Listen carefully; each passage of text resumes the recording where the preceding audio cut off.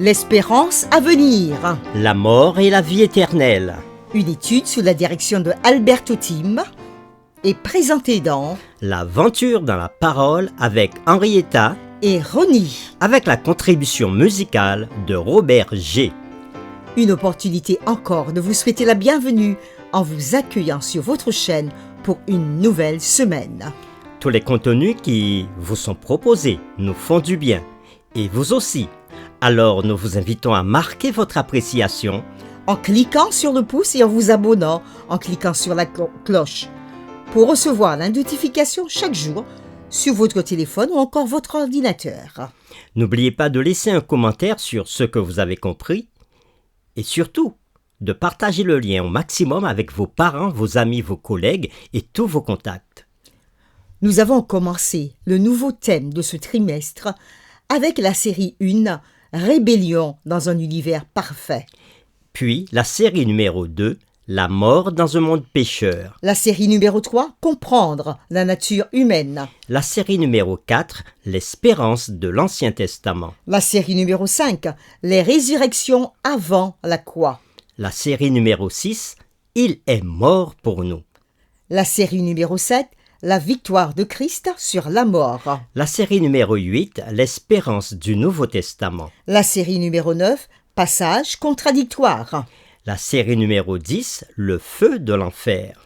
Aujourd'hui commence la série numéro 11, du 3 décembre au 9 décembre 2022, qui a pour thème Les séductions de la fin des temps. Les lectures de la semaine concernent les chapitres suivants. Matthieu chapitre 7, les versets 21 à 27. Jean chapitre 11, les versets 40 à 44. 1 Pierre chapitre 3, le verset 18. 1 Samuel chapitre 28, les versets 3 à 25. Et Éphésiens chapitre 6, les versets 10 à 18. Le texte à mémoriser de cette semaine que nous vous invitons à dire avec nous se trouve dans 2 Corinthiens chapitre 11, les versets 14 et 15. Et cela n'est pas étonnant, puisque Satan lui-même se déguise en ange de lumière. Il n'est donc pas étrange que ses ministres aussi se déguisent en ministres de justice. Leur fin sera selon leurs œuvres. Nous reprenons ce texte, 2 Corinthiens chapitre 11, les versets 14 et 15. Et cela n'est pas étonnant, puisque Satan lui-même se déguise en ange de lumière. Il n'est donc pas étrange que ses ministres aussi se déguisent en ministres de justice. Leur fin sera selon leurs œuvres. Notre monde contemporain est devenu un terrain de surnaturel et du mystique. Aidé par Hollywood, qui n'a aucun problème à faire des films ayant des thèmes religieux et mystiques dans tout un mélange d'erreurs et de tromperies. Notre monde accepte de plus en plus les manifestations du surnaturel. Nous connaissons peut-être tous quelqu'un qui a dit avoir communiqué avec un parent décédé, participé à une séance d'invocation des morts ou joué avec une planchette spirituelle, même quand il était enfant. Dans certains magasins de vêtements aux États-Unis d'Amérique, on peut trouver des livres avec des thèmes mystiques ou des cartes de tarot, cartes de jeu qui sont utilisées pour avoir un aperçu du passé, du présent ou de l'avenir de quelqu'un, qui sont apparemment aussi répandus que les livres sur tout autre sujet.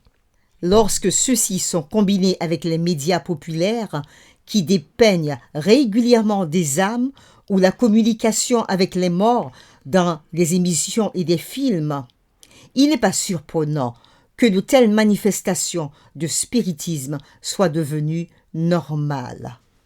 En effet, le vieux mensonge « Vous ne mourrez point » que nous trouvons dans Genèse chapitre 3 verset 4 et qui a été dit au serpent à notre mère Ève, oui, ce vieux mensonge a également inspiré certains des films et des livres les plus lus des dernières décennies, ainsi que de nombreux jeux vidéo populaires. Indéniablement, nous sommes exposés et tentés par le terrain enchanté de Satan qui peut apparaître sous une myriade de formes et même, dans certains cas, se cacher dans le vernis de la science.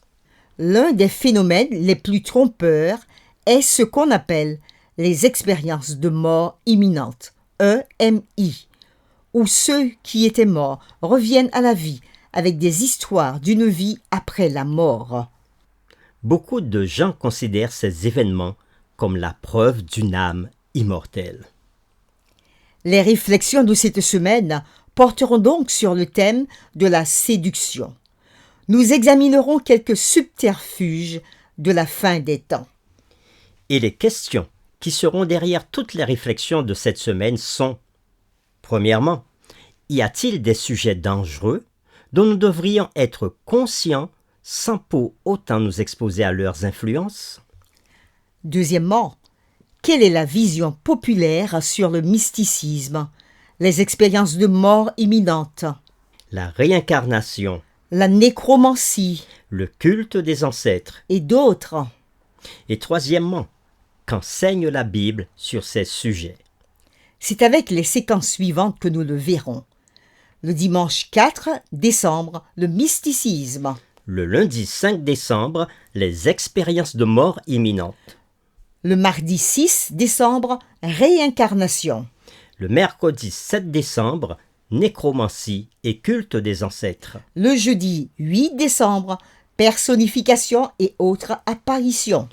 Et le vendredi 9 décembre, comme d'habitude, nous ferons un résumé et des réflexions avancées sur les sujets qui ont été traités tout au long de la semaine. Pour terminer, nous vous invitons à prier avec nous. Une nouvelle semaine d'études commence, Seigneur, et tu nous donnes encore des opportunités, des occasions de pouvoir saisir ce que ta parole nous dit et comprendre ce qu'elle veut nous enseigner sur l'état des morts et surtout sur ce piège dangereux qui se trouve à la fin des temps, celui du spiritisme. Oui, depuis le début, dans le Jardin d'Éden, Satan avait déjà dit à notre mère Ève, « Vous ne mourrez point ». Et c'est ce même message qu'il veut faire passer aujourd'hui et l'étaler avec une couche de vernis, de telle sorte que nous ne puissions pas voir les éléments dangereux qui peuvent nous emmener à notre perte. Nous prions pour que cette semaine, tu nous révèles, que tu nous donnes par l'Esprit Saint une clairvoyance sur ces différents sujets, afin que nous ne puissions pas tomber dans les pièges du malin. Conduis-nous dans ta volonté et oriente notre étude selon ce que tu veux. Nous t'avons prié au nom de Jésus. Amen.